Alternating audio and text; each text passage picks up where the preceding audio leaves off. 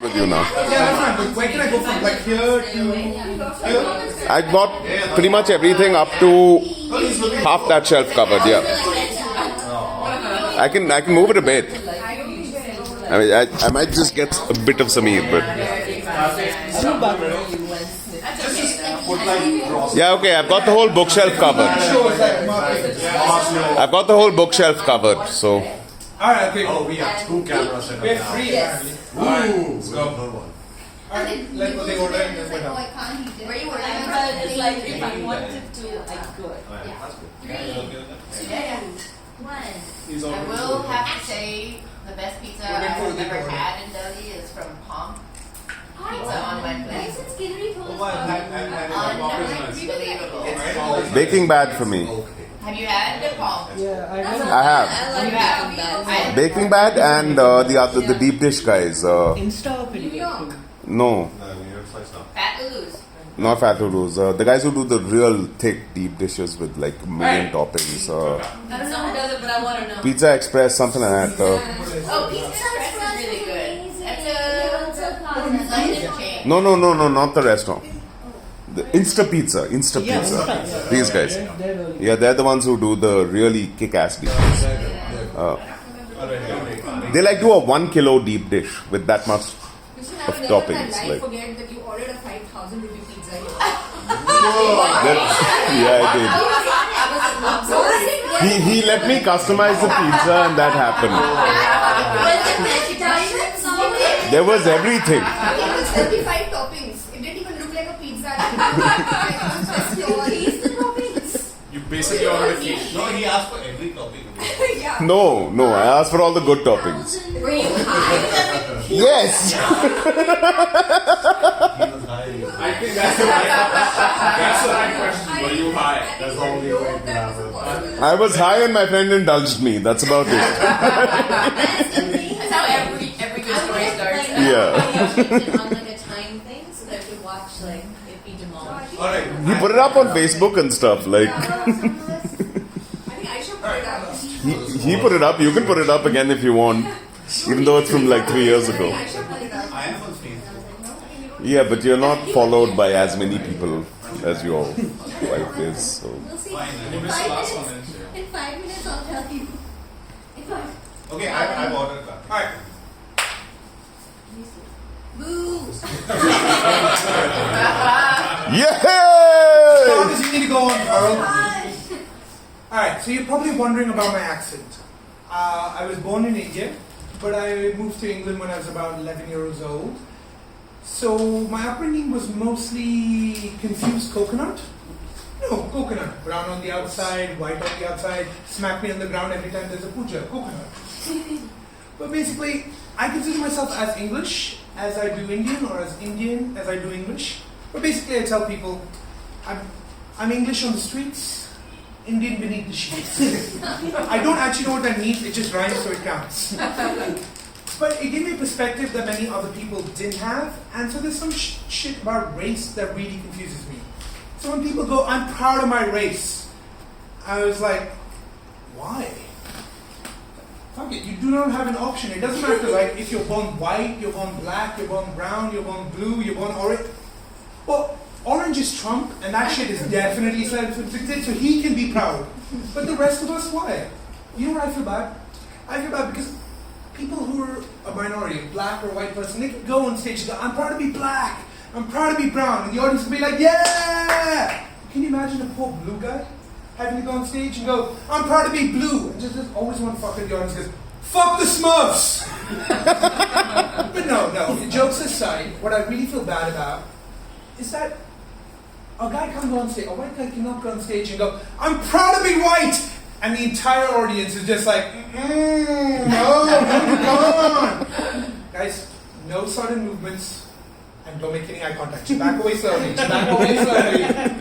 But generally, like, being proud of your race is a very bizarre concept to me. We don't have a choice. You're not like a baby in the womb, and they like put the sorting hat from Harry Potter on your head, and they give you like a spray can. And this little baby in the womb, he goes, my son, you shall be brown. And you're like, excellent, let's start spraying, boys, we're gonna be brown. This is awesome.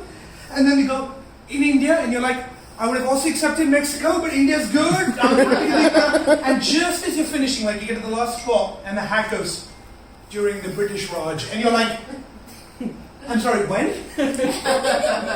I'm going to be brown, British Raj.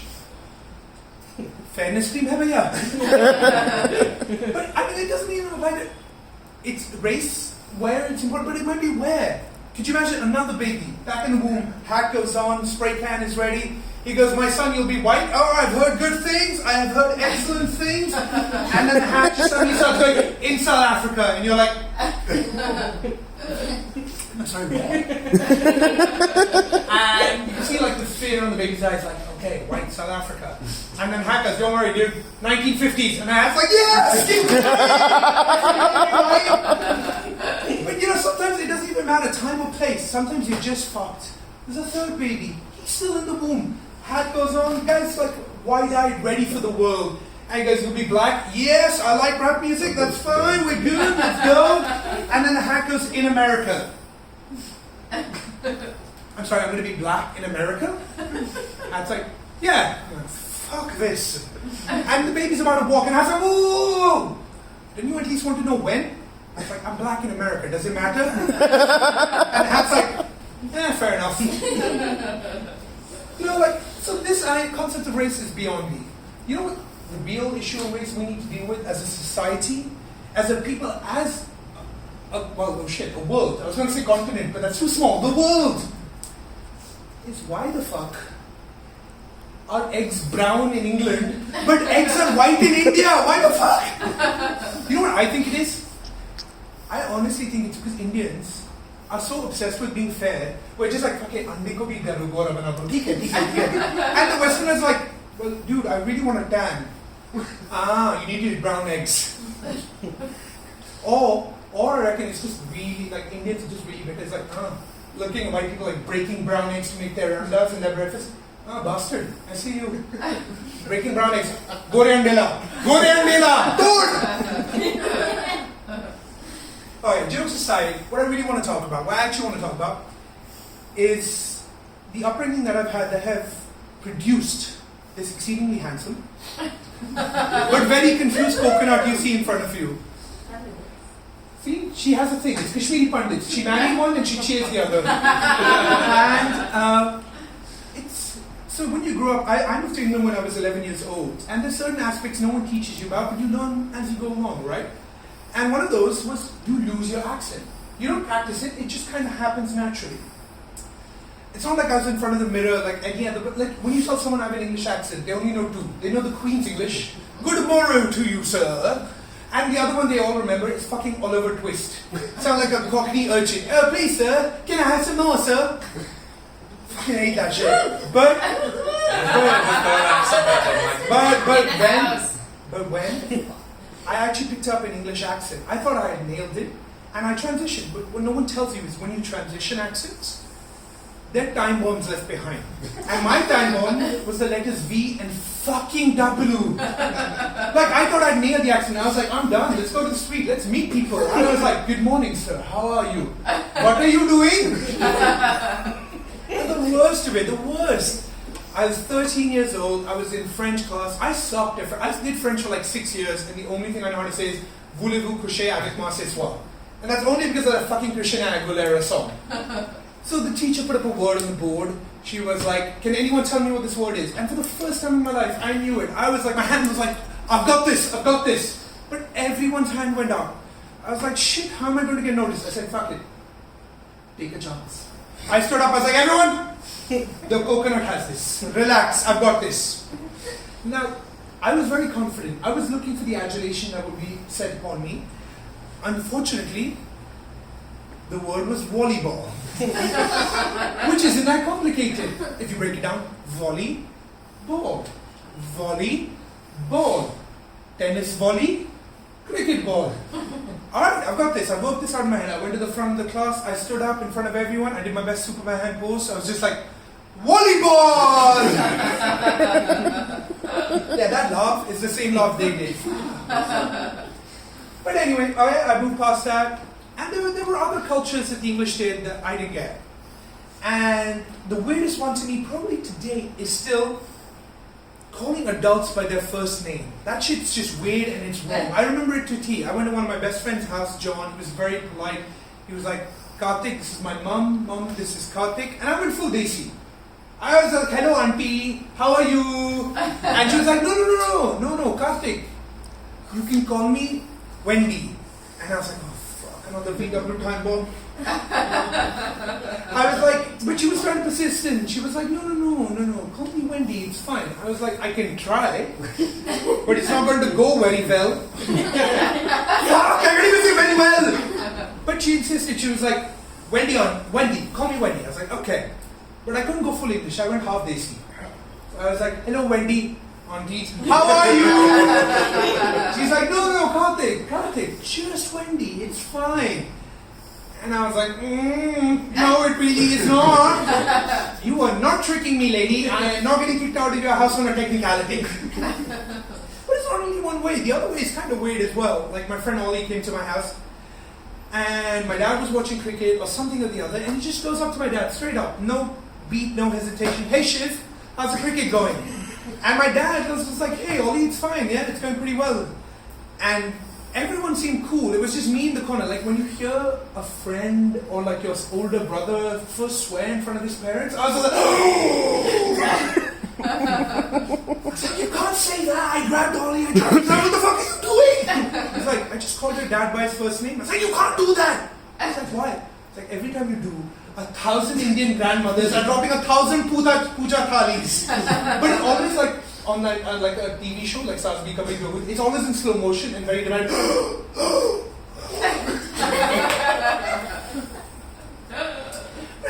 It's a whole host of things, right? Like there's some shit you just don't get used to. Like, have you guys heard of famous Indianitis? You're allowed to say no as a group. No. Half of you early groupers you have.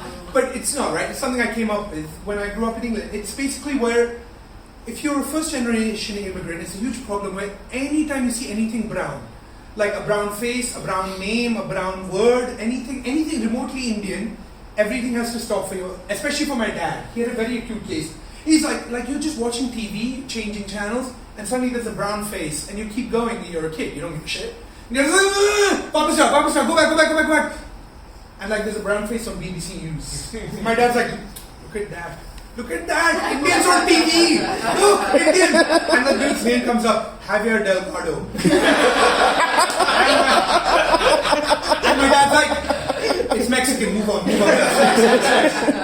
So that's a critical case, but so my family is Kashmiri Pandits. Woo! And I'm not making the same joke again. And we, so there's a very small community, most of us have left. You might have seen us in the news recently, not a big deal apparently. But, so anytime there was anyone remotely Kashmiri on TV, Indian artists stopped my dad. Famous Kashmiri artist stopped the fucking house. I remember once we were all watching the news and the guy comes on TV and my dad's like, somehow, everyone come! And like all five of us like, but there's actually only 4 family members. I don't know why I said 5. Maybe my imaginary friend was there with us. But like 4 of us were like, what's up? He's like, look at this Kashmiri on TV, on the news. Look at him, fair skin. Ekdam bada nose hai. He's even wearing a ferrin, a black big ferrin on TV. Look how far our people have come. And my dad was so proud, and I didn't have the heart to tell him. I was just like, Dad, that guy is Jewish. And he's a rabbi. No, but see, as I started doing stand-up comedy, you start noticing things that you think might be funny and you're never quite sure if the audience do. Like as you can tell, I've been working out. This sleek design.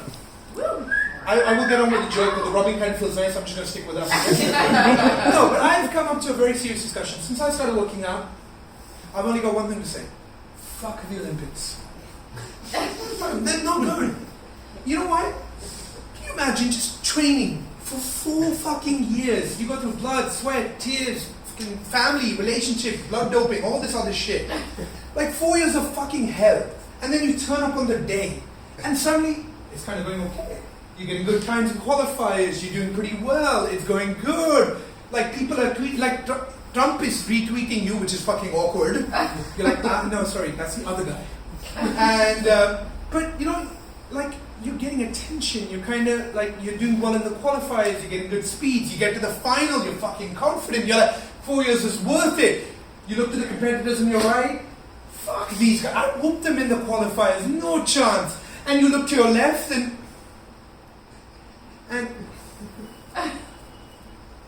it's like Usain Bolt.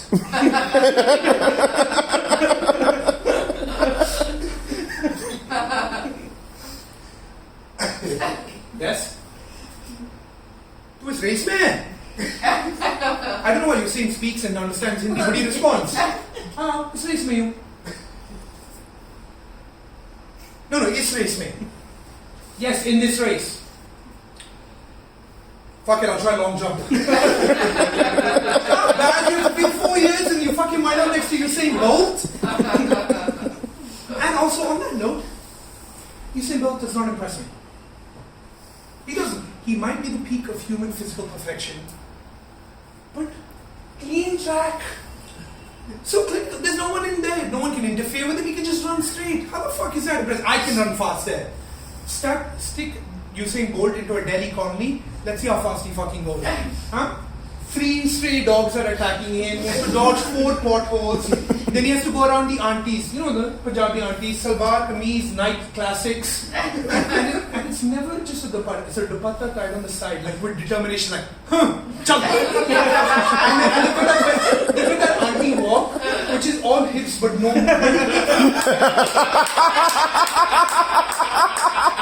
And every time you run past them, you always hear the colony gossip. It's like, uski beti ne kisse shot kara? And like he gets past all that shit, and then he gets to the final boss, which is always the same. It's 4 Uncle G's who are in their 60s, who are 95% stomach, and their shorts are always just a bit too high, like uncomfortably high, always to one side, and they always occupy the entire road because they're walking like fingers in hand, and you're just thinking, what the fuck, is this the Wizard of Oz? We're off to see the Modi, the wonderful Modi Ji. He gets around that shit in 10 seconds, then I will be impressed. But it's not just individuals like you're saying. The entire Olympics needs an overhaul. Weightlifters, again, physical perfection, 4 years of toil, I appreciate that. But this is not a valuable skill. Going up to a big bar and going, and you're just sitting there going, is that it? Yeah, that's pretty much it. Right, now what? Well, I'm going to drop it and walk away defiantly. Go ahead. But like, I mean, it's a great skill, but how is that? Like, you can't go to a job interview and go, what are your skills? And just go up to the interviewer and grab a chair and go, the poor one is sitting up there going, I mean, this is really impressive. Do you know Excel? And the guy is just sitting there going, I'm okay with PowerPoint. And thanks for that audience participation, Sandy. Always appreciate it. Good guy. Like, you know what I would rather see in weightlifting in the Olympics? You remember when you were a kid and your parents go shopping, they go to the Bundy or a supermarket and they buy like 2 months worth of shopping in one go. And then they scream your name from outside, Karthik! And then you have to run outside, but it's always, and you have to grab the nearest chappals that are available because Gande Pav is not allowed. But it's always 2 things. Chappals which are too big, so you have to do that weird walk like a duck where they stump your feet and they can fall. Or it's your mother's jutis. And then you turn into a ballerina because you're like, coming! No, but then like, how they should do it is you have to go up to the car and grab every bag. If you take them in one go, that's a gold medal. If you swap hands, that's silver. And if you take a break, bronze. Done. You're out. But it's not only that. All the wrestling moves like martial arts, taekwondo, jiu-jitsu, judo, whatever the fuck they are, none of that. No more fighting events. Each country sends 6 representatives. We bring them together, 2 countries at a time, 6 on one end, 6 on one end, in a Delhi bar. And the competition doesn't start till at least 1 round of shots coming in. And you get 1 point if someone shouts, Oi! Tu janta hai mera baap kaun hai? You get 2 points if there's just one random drunk dude who jumps in the middle of everyone and goes, leave it bro, yaar. It's not worth it, yaar. Leave it bro. And to get the gold and all the points, you always need one dude being held back. right? And he goes, let me go, let me go, chhod de. And sometimes his friend accidentally lets go. He's like, kya kar raha hai, pakad. You got me, right? But let me go. That's how you improve the fucking Olympics. So who knows what Google Smart Search is? I've done this joke before. I explained what Google Smart Search I know is. Boolean. She still hasn't cracked it. So Google Smart Search is basically, it tailors Google search results based on your browsing history. Now, the small of tension in the room is every guy going, shit, did I delete my history? No, I use incognito mode, but okay. And so anything you search, it bases it on your search history and creates a personal profile that gives you results, which I did not know. I discovered that the hard way. And by that, I searched local parks that are nice to run in. What I got back was 19 results on Pornhub about people fucking in parks, and one result of Parks and Recreations on Amazon Prime. What could I do? I had a wank and I watched Parks and Rec. It's a good show, Sandy. Fine, don't worry about it. But I still had to watch these videos. I still had to know about the parks. This is research purposes only. And you know what? They were pretty informative. You could see there were definitely some nooks and crannies where you could hide from people. There wasn't much foot traffic, definitely no police coverage, some small chance of earthquakes because the camera kept shaking. But I did discover a very spiritual place. Because she kept starting, oh my God! But you know, like Google Smart Search has got too complicated. I think science generally has gone too far. You know what I discovered the other day? All the things we know as berries aren't fucking berries. Strawberries, not a berry. Blueberries, not a berry. And I hate to break your world here, even fucking mulberries. Not a berry. Which is weird enough. But you know what are fucking berries? Bananas and avocados are officially botanically known as berries. And not only that, fucking watermelons. That's going too far. There should be no such thing as, oh dude, what are you having? I'm having a waterberry. And waterberry just sounds wrong. You know what it sounds? It sounds like a Brett Kavanaugh fat boy sex move. Dude, what'd you do last night? Dude, I totally gave it the waterberry. I waterberry the shit out of it. And you know what it sounds wrong? It sounds wrong. Like some words just sound wrong. Waterberry just sounds wrong. Like the word moist. Ironically, I think if you did a waterberry, that's literally what would happen to you. But you know what? Fuck it. Berries have a hard enough life as it is. Right? All they do is, they can't even afford a tree. They have most of them grow in a fucking bush. So they're low-income housing people anyway. And on top of that, they're growing on a tree just as they mature. They're about to fall off, they're ripened, they fall off, they're about to go out and see their place in the world. Dudes are sitting there going, dude, I'm ready, I've been pumped, I've worked out, I've got swole, I'm full of juice, we're going to the club, we're going to see some ladyberry. and then all of a sudden it's like, why is there a giant in a farmer's hat coming near me? Dude, he's getting fucking closer. Oh shit, we're getting picked, run! The only problem with that is, they forget they're attached to the tree. So they run in fucking place. They're nowhere. And you know, that's it. That's a berry life. It gets plucked and fucking eaten, or worse. It winds up on an Instagram profile of a vegan. Hashtag vegan life. That's the extent of a berry's fucking life. And science has got, you know what these things need? They need a motherfucking identity crisis. Can you imagine a berry having to go up to its parents and pour out strawberry, just going, Mom, Dad, I need you to sit down. There's something I need to tell you. Parents are visibly afraid. What's wrong, son? Is it serious? I need you to know I'm not a berry. And the parents are like, Mom's like, oh my God, don't tell me you're. And the son's like, yes, I'm an aggregate fruit.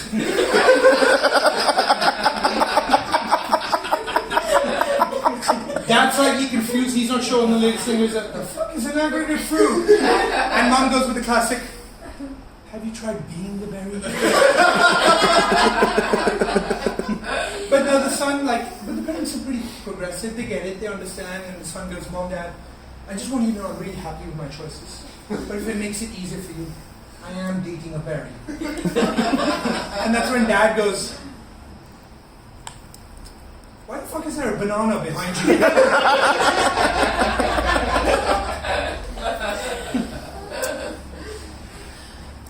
But generally speaking, relationships are complicated. Like, I'm very impressed with the way women will constantly try to improve their partners.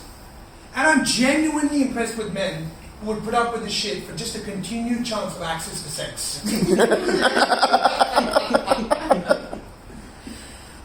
And it just boggles my mind. Like, I heard in science, right? Apparently, your cells die and are regenerated, and over a period of time, an entirely new person is formed over like 6-7 years or something. And I thought that was a wonderful concept. But then I realized that's how women approach relationships. Saat saal de do. Seedha kar lungi. Seedha kar. I'll fix it. Don't worry. Sort out. 2 years left. But that's what they do. They're like, you know those DMRC signs, Delhi Metro Construction, under construction? Girl gets sandwich, gets a new boyfriend, sticks it on his head. Boyfriend 2.0, alright, and the guys just under the sign fucking confused. At least the sex is awesome. But you know, it's a very painful process because every time you make a mistake, out of nowhere, she whacks you one. But it's really bizarre because it's always a coconut. And you're just, why the fuck is she using a coconut? And then you realize she's just practicing for when you're finally unveiled as boyfriend 2.0, the puja ceremony. There's a coconut. She's practicing. 2 birds, 1 stone. But I will tell you this, ladies. This shit is complicated for us. We are not smart individuals, or a species, or a gender in general. You have to explain what you want because we're not very good at working it out. Like an ex of mine used to keep telling me, Kate, you have to be more vulnerable, you have to be more emotionally open, you have to tell me what your fears are, we have to connect. And I liked the girl, so I was like, you know what, I'm going to try it. And I was just like, I don't think I'm ready for a Marvel Cinematic Universe without Robert Downey Jr. Rest in peace, Tony. I'm not ready. Bang! Oh! Wow, that was the first coconut. But you know, bless her heart, she really believed. So she changed tack. She's like, all right, okay, maybe emotional vulnerability is not a thing. We can try something else. Why don't you be more confident? Tell me what you're thinking. Tell me what you want. I want to hear everything yours going on in your head. And I was like, at this point, I was like, all right, I'm pretty confident. I no longer want to be in this relationship. Bang, bang, bang. Apparently, that was also the wrong answer.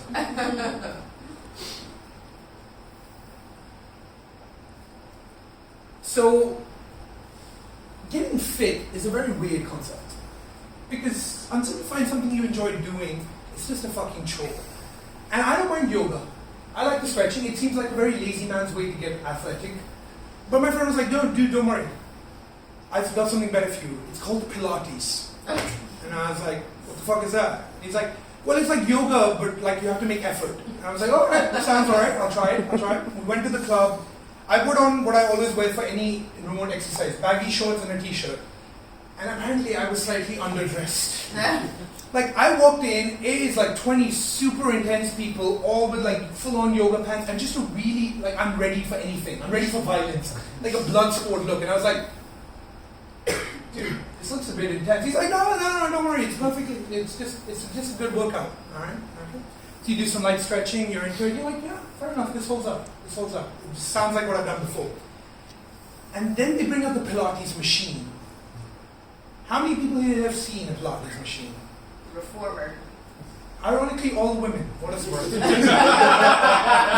is a massive wooden medieval torture device with a bed that slides. And you get on it and you're like, why is this is way too much movement for a machine. And then you like look to her and you're like, dude, is this a sex cult? No, it's a legitimate exercise. Don't worry, you'll get into it, okay? What comes next? Well, they tie both your hands and your legs. I'm sorry, they do what to what? Yeah, they tie both your hands and legs to rubber elastics.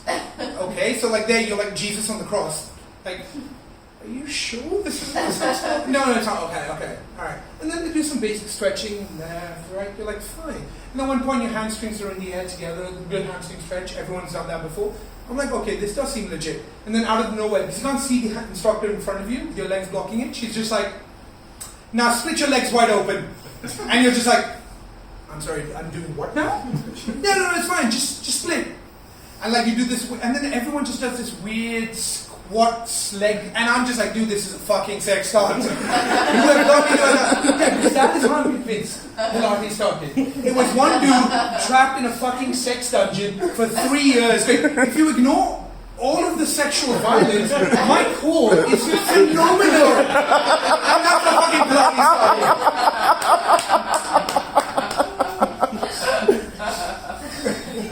So I was watching football the other day. Actually, yesterday my team won. That one. Wow, this is great audience participation. That But- one.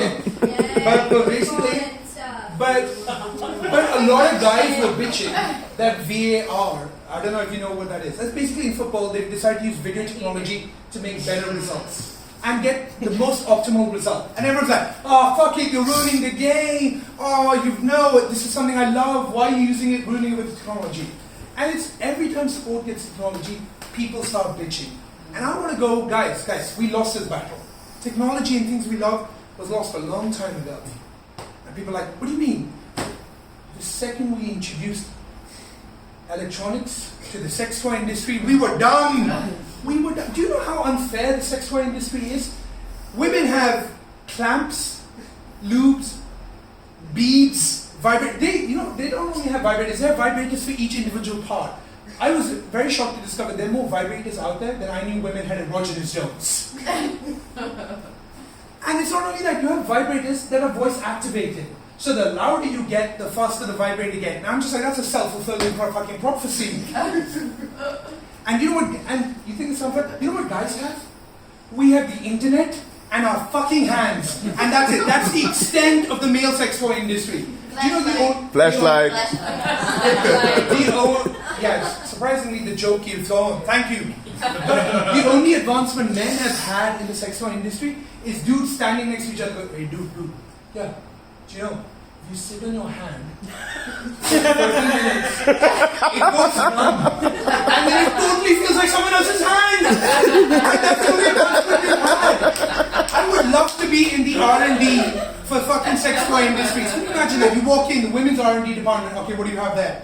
Well, this is our latest motor. Okay, what's it based off? Well, it's based off the same engine dynamics of the Ferrari F50 engine. Excellent. And how fast is it going to 0 to 60? Oh, in about 4 orgasms, so. Oh, wow, okay. All right, let's put $1 billion behind this. I want to see 25 attachments. Get it out there. All right, men's team. We have a rubber hole. Good enough! Which, thank you, by the way, for ruining the flashlight. I'm sorry. That's it. That was it. We got a rubber hole. That was our big achievement.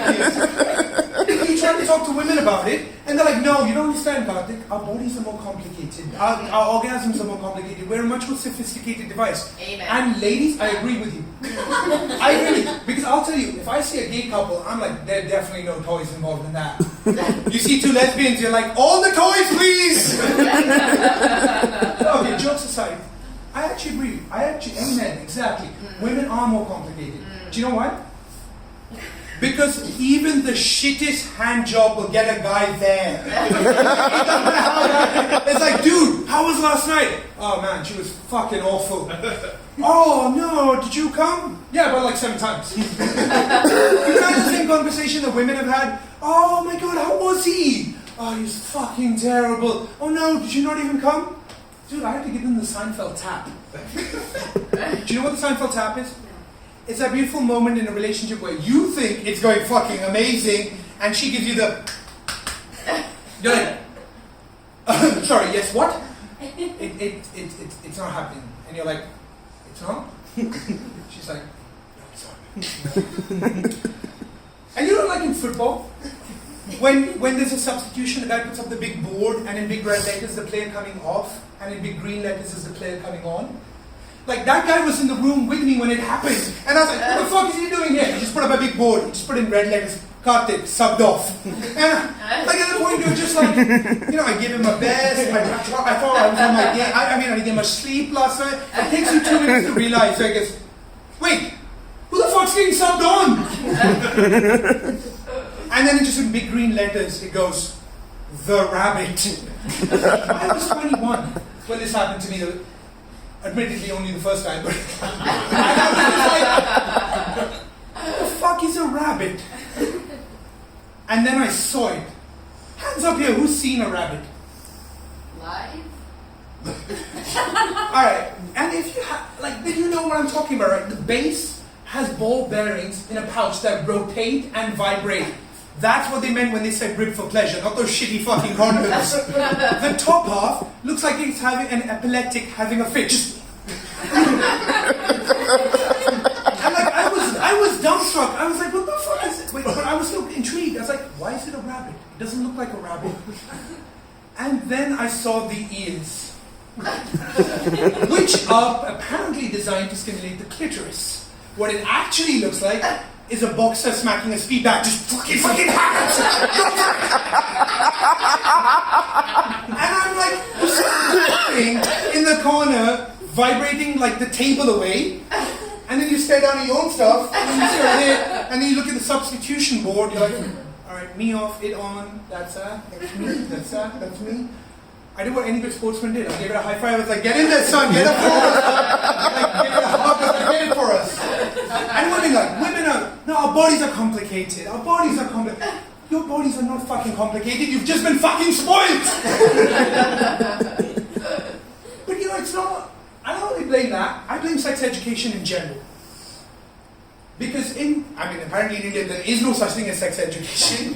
But even in the West, all they teach you is like how to put on a condom, the reproductive system, and STDs. I'm sitting there going, motherfucker, don't tell me the warning signs, give me some tips. I'm gonna meet a girl in 5 years who's got a rabbit. I need to know what the fuck is going on. Like, they don't even discuss masturbation. Like, do you know how kids find that? I had to work that shit out by myself. And it's in that stage when you're 5 years old, right? You're just going around, you're grabbing stuff. It's really fun to grab things. And like, you grab something, let it go, grab something, let it go. And then suddenly you work your way down, you grab your penis, and you're like, I'm not letting go. I'm not letting this other son grab. Fuck off! This is it, we're done. This relationship of grabbing is over. And your parents are mortified. I will let go at some point, but you know, all happens. And my parents were just like, when will you let go? And I was like, when someone else is willing to grab it for me. But no, like, and you know it's a good thing, right? It feels good, and your parents and every adult around you freaks out. Nahi, mat karo, ganda hai, toot jayega, you lose it, you break it, it'll be damaging. And you're like, the more upset you are, the tighter I hold. And that's how the next 5 years go. You know how we discover stage 2? Do you even know what stage 2 is? Dysphonia? Friction! Stage 2 is friction, and you know how we work that shit out? You bump up against something, or you rub up against something, you're like, oh my god, that's so much better than holding it! And the next 2 years are just lost to you rubbing and rubbing up on shit. Oh my god, is that a new wall hanging? But honestly, it's amazing. This is an amazing transformative experience in your life, and you're feeling amazing. But then when you turn around 12, 13, all those fears your parents gave you come true. Like one day you're feeling amazing, and then all of a sudden you're like, oh god, I broke it! I broke it! Oh no, I'm bleeding! Why is my blood white?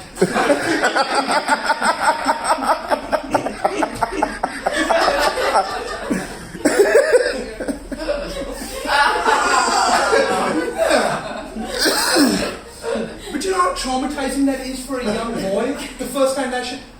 Actually, I'll be honest, it's not traumatizing. 10 minutes later, you're back there going, do it again! And the next 4 years, I lost what I like to call the Gollum years. You avoid direct sunlight, you hide in dark corners, you avoid people, you're constantly rubbing and going, hi precious. But to be fair, I imagine it's the exact same for women. It's just a bike with bad suspension and a bumpy road. Just, honey, why are you going down that shit road? Leave me alone, mom! Chop this.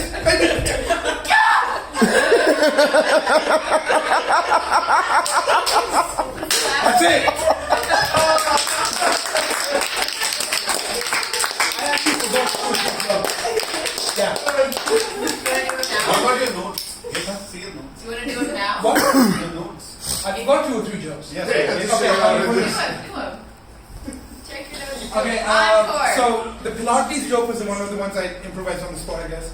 Okay, so going from famous Indian artist, he's a Kashmiri, he's a Jew and he's a rabbi. But it's not only one way, right? Sometimes when I moved back from England to India, there's some shit I realized that Indians do that was like, no, this is not very English, please stop.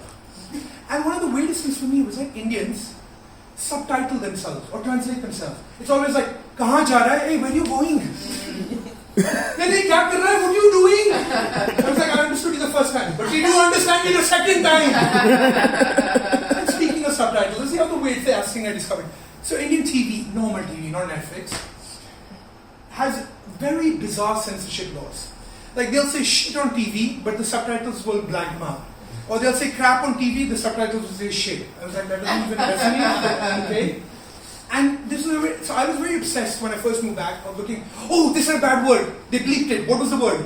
They bleeped shit and they said crap. Huh? But the best example of this I've ever seen is, I knew it was going to happen as well. I didn't know how it was going to happen, but I knew something beautiful was about to happen. And it was literally, the actor said, I'm very erect right now. And I was like, shit, they didn't censor erect. Now will they beep? Will they change the word or will they just leave it as it is? And the most beautiful subtitles I ever came across. I am turgid. Let's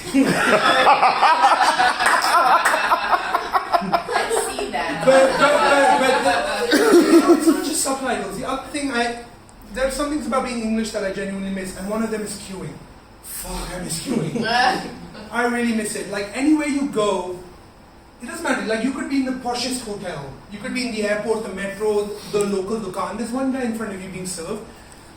Englishman, you go right behind him, you wait with a polite distance, and then all of a sudden you've made 18 new friends because they're surrounding you, ready to go. And you're looking to your right and you're looking to your left. I don't know these people. And then you look behind you and there's literally no one. You're just sitting there going, did I fart? What happened here? But like you feel like a politician on a political rally. You're just surrounded by people, so you do the only thing possible. You go, देवी और सजू आप सोचे होंगे मैंने आज आपको यहाँ पर क्यों बुलाया and unfortunately that does not have the desired effect. They just look fucking confused. Go, what the fuck's wrong with this idiot? So like, get behind me please, there's a fucking queue. And then they do the most Delhi thing ever. No apologies, no sheepishage. They just, you go, no please go, aap jaiye. And I'm like, oh yeah, so I'm the one doing translation subtitle jokes here, not you. And you're just sitting there, I'm not looking for your permission.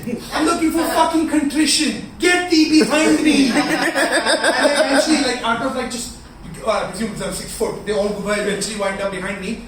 And by that time, the guy in front of you has been served, he walks off. You're like, okay, I've restored orders. Now I know how the British Raj felt. Now go one step forward, and the guy behind you is right up your ass.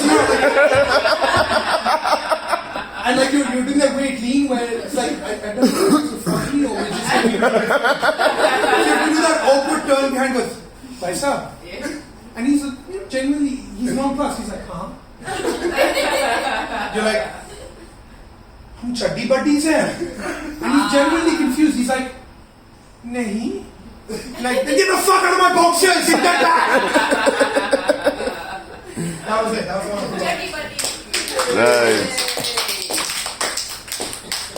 How long was that? Can you do your female orgasm again? Yeah. 45 minutes. That was very entertaining. I think there was a squeak. That was better than last time. What Yeah. was it?